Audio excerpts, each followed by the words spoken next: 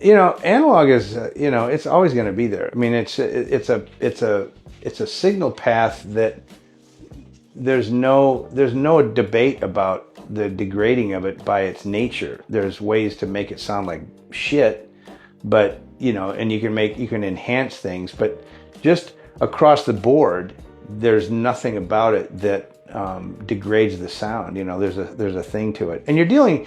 The digital stuff is great. I mean, we wouldn't be able to do the things we do right now without it.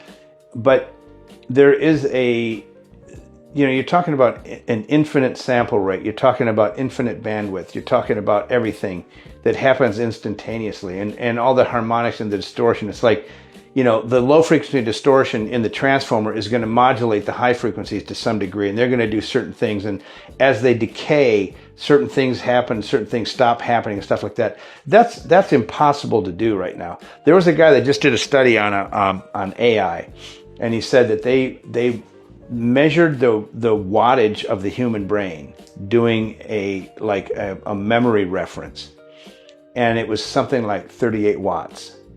And for AI to do the equivalent, it was like 60 servers and like millions of watts.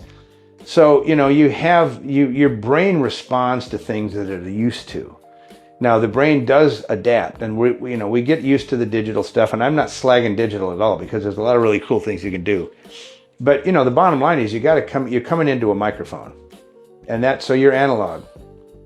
And just capture that and put it in there. And what I try to do is not get in the way of that sound, but because you're actually recording something, you're no longer standing in front of the person. You have to do things to that sound to make your brain think that it's the same, it's kind of funny, because you stand in front of a trumpet and you go, wow, that's really incredible. And then you put a mic in front of it, you go in the control room, it's never going to sound like that again.